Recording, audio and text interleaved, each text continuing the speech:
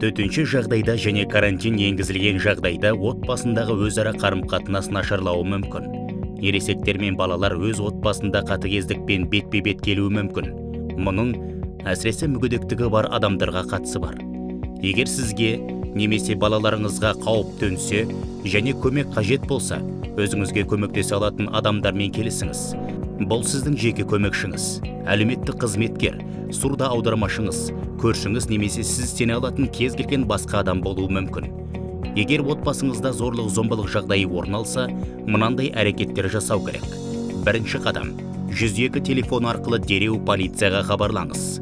Немесе qamqor.gov.kz веб-сайт арқылы электронды түрде арыз беріңіз.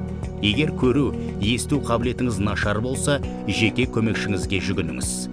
Полицияға өз бетіңізше бара алмасаңыз, полиция қызметкерлерінен тұрмыстық зорлық-зомбылық болған жерге келуін талап етуге құқылысыз.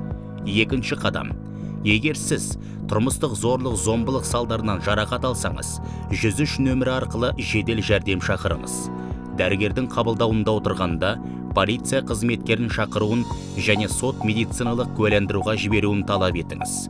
Үшінші қадам: ұлттық сенім желісіне 150 нөмірі арқылы тегін хабарласыңыз. Егер көру, есту және сөйлеу қабілетіңіз нашар болса, www.telefon150.kz порталына немесе +7 708 106 0810 телефонына WhatsApp арқылы хабарлама жазаласыз. Сенім желісі тәулік бойы жұмыс істейді. Олар сізге арнайы қызметтерде және дағдарыс орталықтарында психологиялық және құқықтық көмек алуға көмектеседі. Өтінішіңіздің анонимді және құпия болуына кепілдік береді. Төртінші қадам: өміріңіз бен денсаулығыңызға қауіп төнген жағдайда сізді дағдарыс орталықтарының уақытша баспанасына орналастыра алады.